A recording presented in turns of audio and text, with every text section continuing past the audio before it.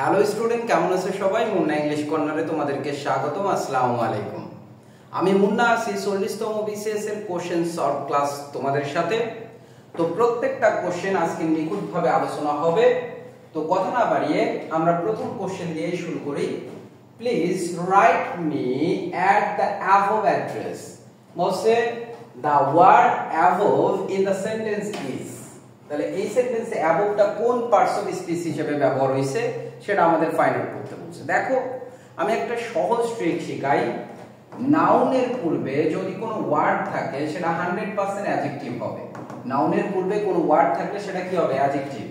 কোন অ্যাড্রেসে? উপরের অ্যাড্রেসে। তাহলে এটা নাউন, নাউনের পূর্বে থাকার কারণে এটা কোন পার্টস অফ স্পিচ? অ্যাডজেক্টিভ। তাহলে आंसर কোনটা হবে? অ্যাডজেক্টিভ। আশা করি সবাই বুঝতে পারছো। পরের কোশ্চেনে চলে যাওয়া যাক। In which sentence is the word past used as a preposition? নিচের কোন সেন্টেন্সে প্রিপজিশন হিসেবে পাস্ট ওয়ার্ডটা ব্যবহার করছে? ঠিক আছে, তাহলে আমরা কোশ্চেনে চলে যাই। দেখো, প্রিপজিশনের ডেফিনেশন কি? প্রিপজিশন মানে পূর্বে অবস্থান। কার পূর্বে অবস্থান? নাউন অথবা প্রোনাউন অথবা নাউন ইকুইভ্যালেন্ট। নাউন ইকুইভ্যালেন্ট কোনো কিছুর পূর্বে বসে, তাই কি না? তাহলে দেখো কোন সেন্টেন্সে পাঁচটা নাউনের পূর্বে বসছে বা প্রোনাউনের পূর্বে বসছে, এরপরে কোনো নাউন নাই, তার মানে এটা হওয়ার কোনো চান্স নেই, কারণ এটা নাউন, আর্টিকেলের যেহেতু পরে বসছে। এখানে এটাও কখনো নাউন হবে না, কারণ এরপরে প্রিপজিশন আছে, এটা নাউন মানে প্রিপজিশন না। আবার দেখো, past, run past, he ran past, তার মানে এখানেও যেহেতু এরপরে নাউন বা প্রোনাউন নাই, এই কারণে হওয়ার কোনো পসিবিলিটি না। এবার দেখো, হার প্রাইম, এখানে এটা নাউন ফ্রেজ। তাহলে আমরা কি বলছি? যে ওয়ার্ডটা নাউন, প্রোনাউন অথবা নাউন ইকুইভ্যালেন্ট অর্থাৎ নাউন ফ্রেজ এর পূর্বে বসে আগের ওয়ার্ডকে যুক্ত করে সেটাকে প্রিপজিশন বলবো। তাহলে হার প্রাইম নাউন ফ্রেজ, এই কারণেই পাঁচটা এখানে প্রিপজিশন হিসেবে ব্যবহার হয়েছে, বাকিগুলোতে একটাও হয়নি। পরের কোশ্চেন, আমরা 3 নম্বর কোশ্চেনে চলে যাই। দ্য ওয়ার্ড সিবলিং, তোমরা জানো এটা খুবই সিলি ওয়ার্ড, একটা খুবই কমন ওয়ার্ড। সিবলিং মানে হচ্ছে ভাই বোন। সিবলিং মানে কি? ভাই বোন। পরের কোশ্চেনে চলে যাওয়া যাক। Fill in the blank.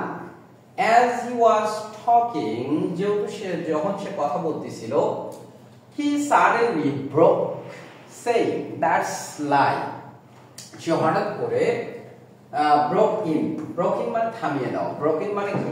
থামিয়ে দাও। সে হঠাৎ করে থামিয়ে দিল যে এটা মিথ্যা কথা। তাহলে ব্রোক ইন মানে হচ্ছে থামিয়ে দেওয়া। ব্রোক ইন মানে কি? থামিয়ে দেওয়া।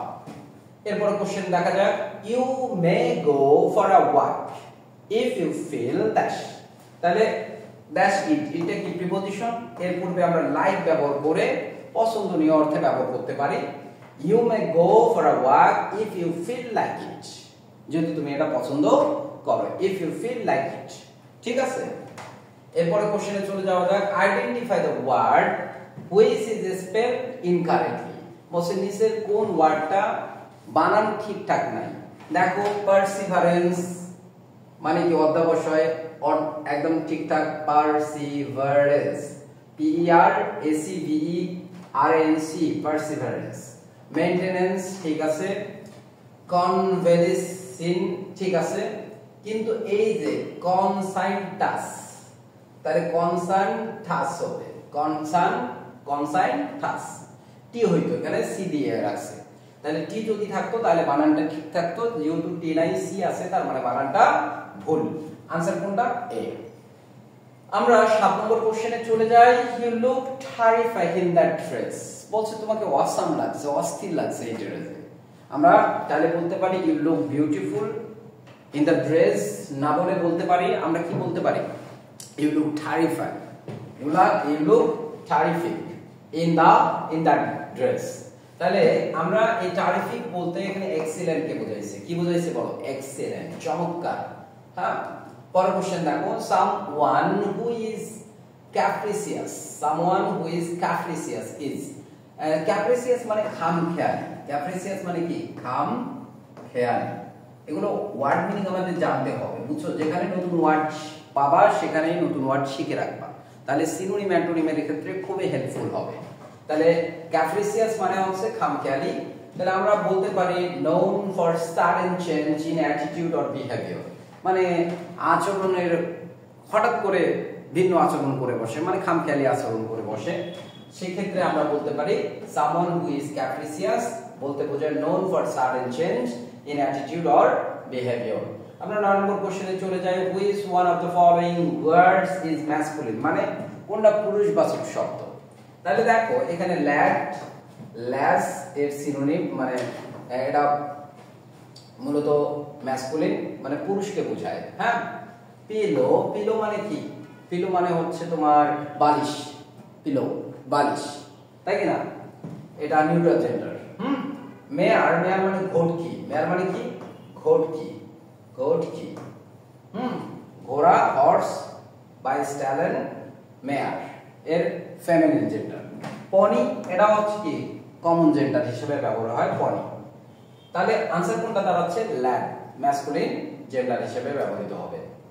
which word is similar to apple, apple মানে কি বলো তো? অ্যাপল বলছে অ্যাপল এর সিমিলার শব্দ কোনটা হবে?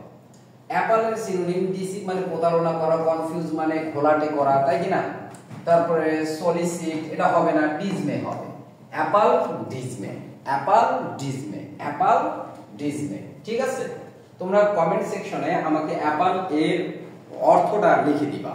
ঠিক আছে, আমি অর্থটা বললাম না, তোমরা অ্যাপল এর অর্থ কে কে জানো কমেন্ট সেকশনে আমাকে বাংলাটা বলে দিবা। ঠিক আছে, এরপরে কোশ্চেনে যাই। 12 নম্বর question, which word means the opposite of dear, dear এর অপোজিট শব্দ কি? দেখো ভাই, dear মানে হচ্ছে দারিদ্রতা, dear মানে কি? দারিদ্রতা। dear মানে দারিদ্রতা। তাহলে কোনটা হবে অপোজিট ওয়ার্ড? ল্যাক মানে কি? ঘাটতি, সিনোনিম। পভার্টি মানে কি? দারিদ্রতা, সিনোনিম। শর্টেজ মানে কি? ঘাটতি, সিনোনিম। তাহলে आंसर কোনটা হবে? অ্যাবান্ডেন্স, অ্যাবান্ডেন্স মানে হচ্ছে প্রাচুর্য। তাহলে ডিয়ার এর সিনোনিম হচ্ছে অ্যান্টোনিম হচ্ছে অ্যাবান্ডেন্স। ঠিক আছে, পরের কোশ্চেনে যাই। Identify the word which remains the same in its plural form, নিচের কোনটার প্লুরাল ফর্ম ঠিকঠাক আছে? তাহলে থিসিস এটা হচ্ছে সিঙ্গুলার, কারণ এর প্লুরাল ফর্ম হচ্ছে থিসেস, কারণ আইএস শেষে থাকলে আইএস এর জায়গায় ইএস বসে। মাউস এর সিনোনিম হচ্ছে মাইস। ঠিক আছে, মানে প্লুরাল ফর্ম হচ্ছে মাইস। এরপরে অ্যাটেনশন এর প্লুরাল ফর্ম হচ্ছে অ্যাটেনশনস, মনোযোগ। এয়ারক্রাফট এটা সিঙ্গুলারও যেমন প্লুরালও তেমন। তাহলে आंसर কোনটা হবে? এটা। বসে নিচের কোনটার সিঙ্গুলার ফর্ম এবং প্লুরাল ফর্ম একই, তাহলে কি হবে? এয়ারক্রাফট। এয়ারক্রাফটস কখনো হবে না, বুঝছো? Identify the determiner in the following sentence, I have no news for you, তোমার জন্য আমার কাছে কোনো খবর নেই। তাহলে দেখো নাউনের পূর্বে যেটা বসে, নাউনকে নির্দিষ্ট করে, অনির্দিষ্ট করে, সংখ্যা বোঝায়, পরিমাণ বোঝায়, সেটাকে ডিটারমিনার বলে। তাহলে ডিটারমিনার কাকে বলে? যে ওয়ার্ড নাউনের পূর্বে বসে, নাউনের সংখ্যা, পরিমাণ বা নাউনকে নির্দিষ্ট অনির্দিষ্ট করে, সেটাকে ডিটারমিনার বলে। তাহলে आंसर কোনটা হবে? নো।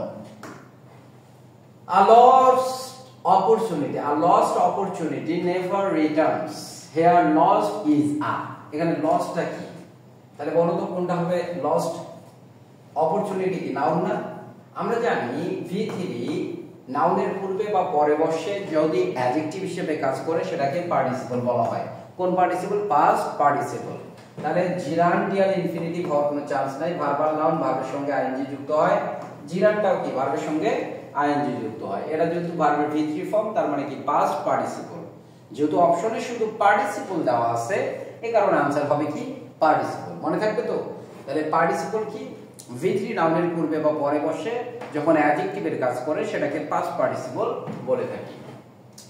16 নম্বর question, the saying enough is enough is used when you want, আমরা এনাফ ইজ এনাফ কখন বলি? কেউ অতিরিক্ত কোনো কিছু বলতিছে, আমরা বলি যে যথেষ্ট হয়েছে ভাই, চুপ কর এখন। ঠিক আছে, এমন অর্থে আমরা এনাফ ইজ এনাফ কথাটা ব্যবহার করি। তাহলে কি হবে आंसर?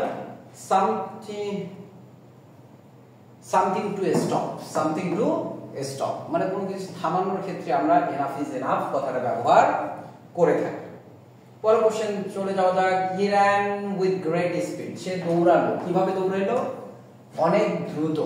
দেখো আমরা যখন ভার্বকে কখন, কোথায়, কেন, কিভাবে দ্বারা প্রশ্ন করব, যে উত্তরটা পাবো সেটাই মূলত অ্যাডভার্বিয়াল ফ্রেজ। কোন ফ্রেজ? Adverbial phrase. তাহলে সে দৌড়ালো, কিভাবে দৌড়ালো? With great speed. যেহেতু ভার্বকে কিভাবে দ্বারা প্রশ্ন করে উত্তর পাইছি, that's why adverbial phrase. We must not be late, else we will miss the train. Else, এই যদি আমরা কোনো সেন্টেন্সের মাঝখানে, দুই ক্লোজের মাঝখানে and, but, or, yet, still, otherwise, so, therefore, else এগুলো পাই, সেটা 100% কম্পাউন্ড সেন্টেন্স। কোন সেন্টেন্স? Compound sentence. মেডিকেল এডমিশনে আবার বিসিএস এর মাঝে মধ্যে এরকম সেন্টেন্স ফাইন্ড আউট করার মতো সিম্পল কোশ্চেন গুলো দিয়ে থাকে। বুঝছো বিষয়? তাহলে ইলস কোন সেন্টেন্সে থাকলে সেটাকে কি বলবো আমরা? Compound sentence. পরের সেন্টেন্স দেখো, হু ইজ কলিং মি। আমরা জানি হু যদি থাকে, হু এর পরিবর্তে বাই হুম বসাইতে হয়, এরপর অক্সিলারি ভার্ব বসে, অক্সিলারি ভার্ব কি? ইজ, এরপর সাবজেক্ট বসে, সাবজেক্টকে মি, আই হয়ে যাবে। এরপর যেহেতু কন্টিনিউয়াস টেন্স আমরা কি করব? বিং, ভার্বের V3 কল্ড। দেখো তো এরকম आंसर কোনটাতে আছে? কোথায় আছে? কোথায় আছে? কোথায় আছে? যেহেতু আই আছে, আই এর সঙ্গে কি হয়ে যাবে? এম হয়ে যাবে। তাহলে দেখো এই রকম সেন্টেন্স কোথায় আছে? C number. তাহলে by whom am I being called. ঠিক আছে? সবাই বুঝতে পারছো তো, তাই না? এই ছিল আমাদের 40তম বিসিএস এর কোশ্চেন সলভ ক্লাস। তোমরা পরবর্তী ক্লাসগুলো দেখার জন্য আমার সাথেই থাকো। যদি তোমাদের ভিডিওটা কোনো কাজে এসে থাকে, ভালো লেগে থাকে, অবশ্যই লাইক, কমেন্ট, শেয়ার করবা, যাতে করে আমি আজ তোমাদের জন্য আরো অনেক অনেক ভিডিও বানাতে উৎসাহী হই। ধন্যবাদ সবাইকে। আসসালামু আলাইকুম।